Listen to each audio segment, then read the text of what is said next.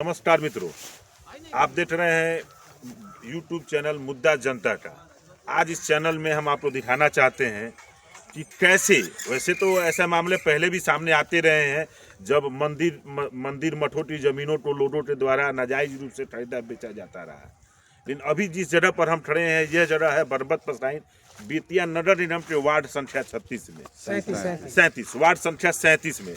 यहाँ पर लोगों का आरोप है कि बेतिया के एक प्रसिद्ध व्यवसायी लकड़ी व्यवसायी रंजीत कुमार द्वारा इस जमीन को मठ की जमीन है अवैध तरीके से फर्जी दस्तावेज के आधार पर अपना बताकर इसकी बिक्री की जा रही है। तो मैं आम जनता से भी ये निवेदन करना चाहता हूँ कि कहीं भी अगर वो आवासीय जमीन खरीद रही है, सरकार ने पूरे शहर में बोर्ड लगा रखा है, जनचेतना चलती है, रेरा अप्रूव्ड, जो रेरा से अप्रूव्ड है उसी जमीन की खरीद बिक्री करे, जिससे भविष्य में वो ना फंसे। कई मामले हमने ऐसे देखे हैं कि भूमाफियाओं ने गलत तरीके से खरीदा बेच दिया, उसके बाद जिन लोगों ने खरीदा वो कोर्ट कचहरी के चक्कर लगा थक रहे हैं। आइए इस मुद्दे पर जानना चाहते हैं कि ये कैसे है, क्या है और मठ की किस मठ की जमीन है, क्या है। तो अभी हमारे साथ यहाँ के वार्ड पार्षद हैं, तो वार्ड पार्षद बताएंगे। सर बताइए कि ये कहाँ की जमीन है, ये जमीन कौन सी जमीन है? ये जमीन जो है कबीरहा मठ हमारे यहाँ मतलब बहुत दिन पहले से, हम लोग के जन्म के पहले से तो ये मठ का जमीन कबीरहा मठ कहा जाता है। और ये ज़मीन जो है लगभग हमको लग रहा है कि 6 बीघा या 7 बीघा के आसपास ये टोटल ज़मीन हमारा मतलब बरबत पसराइन वार्ड नंबर 37 का अंतर्गत आता है। नहीं, ये अभी जिस जमीन पर हम लोग खड़े हैं ये कितना रकबा है जो ये रंजीत कुमार द्वारा बताया? 6 कट्ठा 11 धूर का रंजीत कुमार द्वारा बताया जा रहा है। 7 कट्ठा लोग कहते हैं। उनके द्वारा इस संबंध में एक दस्तावेज भी पेश किया गया है, दस्तावेज संख्या 5173 दिनांक 4/8/1990, जिसके तहत रंजीत जी ने बताया कि ये जमीन उनकी है। लेकिन जब थाना नगर मुफस्सिल थाना द्वारा जब इसकी जांच कराई गई तो निबंधन कार्यालय ने साफ, जो हमारे साथ आप देख सकते हैं, जो कागज इन लोग के द्वारा उपलब्ध कराया गया है, इसमें साफ तौर से बताया गया है कि यह दस्तावेज गलत है। जो दस्तावेज नंबर दिया जा रहा है यह बच्चन पांडे कपिलदेव पांडे के नाम पर है, इसमें कहीं भी रामहर्ष दास या रंजीत कुमार नहीं है।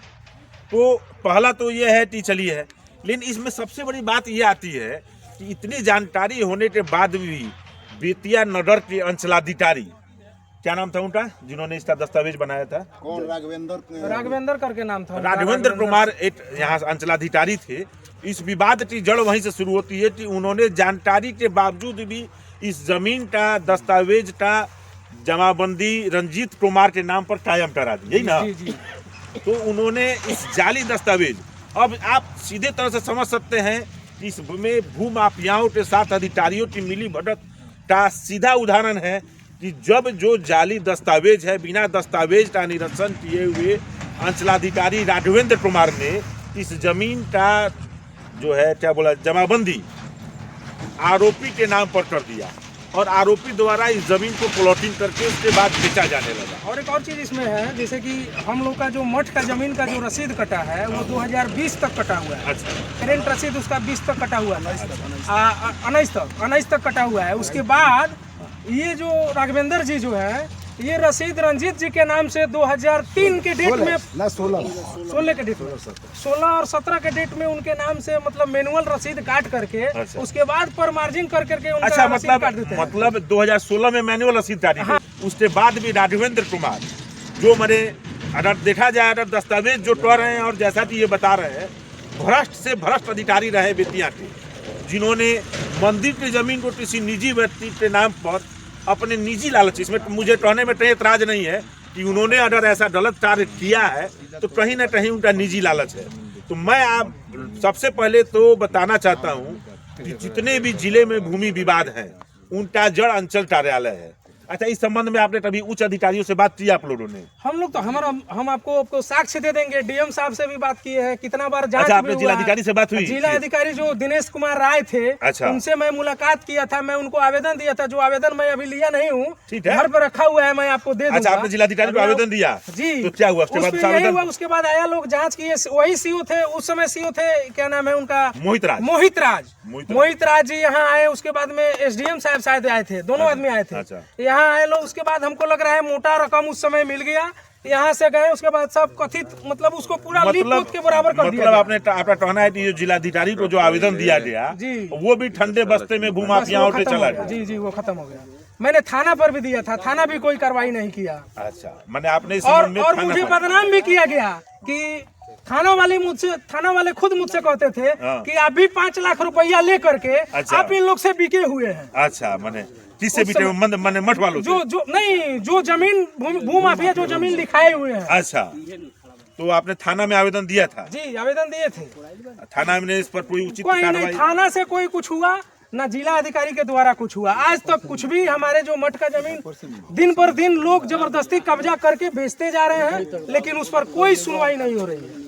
तो मैं आप लोग को अब बताना चाहता हूँ संक्षेप में, ये आप समझिए कि जैसा कि यहाँ के लोगों ने बताया, मठ के लोगों ने, यहाँ हमारे यहाँ जो नगर वार्ड पार्षद हैं या और भी जिन लोगों से हमारी चर्चा हुई, सबका ये कहना है कि ये दस्तावेज जब जाली है, ऑलरेडी जब अवर निबंधक पर जिला के अवर निबंधक ने ये कह दिया कि ये दस्तावेज जाली है, उसके बाद भी अधिकारियों, पूरी तरह से कहा जाए तो ये अधिकारियों की कर्तव्यहीनता कहें या उनका निजी लालच कहें, और वैसे भ्रष्ट व्यापारी, चूंकि जो जिनकी बता रहे हैं, जो मंदिर मस्जिदों की जमीन को भी कब्जा कर जो है उस पर अपना आशियाना खड़ा करना चाहते हैं, ये बड़ी खेद की बात है और ऐसे लोगों से सावधान रहने की जरूरत है।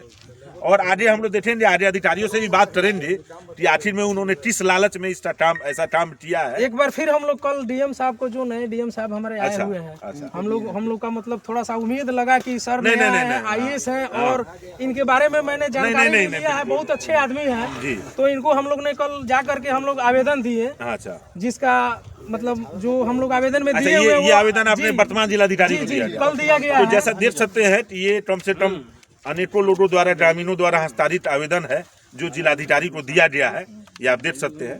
अब देखना हो ये तो है, सर कल बोले कि मैं ये एडीएम साहब को सौंपता हूँ और वहाँ सही से जांच होगी और जांच करके इस पर तुरंत कार्रवाई मतलब अब यहाँ के लोगों का उम्मीद वर्तमान जिलाधिकारी के ऊपर टिकी हुई है। आपका जी, कहने का जी, मतलब जी, मेरा है यही कि है। जिला, आप लोग को उम्मीद है कि वर्तमान जिलाधिकारी इस मामले में उचित कार्रवाई कर इस जमीन को जो है जितना भूमि भूमाफियाओं से है, सिर्फ यही जमीन नहीं, मैं यही चाहता हूँ कि यही जमीन नहीं, मेरे बरवत पसराइन वार्ड नंबर 37 के कबीरा मठ के जितना भी जमीन है, वो सारे जमीन को अतिक्रमण मुक्त, और उस जमीन को या तो अपने हैंड में ले ले, नहीं तो उसको अतिक्रमण मुक्त करा करके जैसे जो करना हो सरकार अपने हैंड में ले, या उसको किसी ट्रस्ट में डाल दे, कि कम से कम ये भूमाफिया का दादागिरी तो खत्म हो जाएगी। हमारे यहाँ का जो ये धरातल, जो हमारे मठ का जो संपत्ति है, ये तो हो जाएगा, एक इतिहास हो जाएगा कि हमारा मठ का संपत्ति यहाँ है। जो हम लोग के घर के, हम लोग के जो गांव के जितने बुजुर्ग लोग जो है, जो दान में जमीन दिए हुए हैं, उस जमीन का लोग दुरुपयोग कर करके और इस जमीन को लोग बेच के धड़ल्ले से पैसा कमा रहे हैं।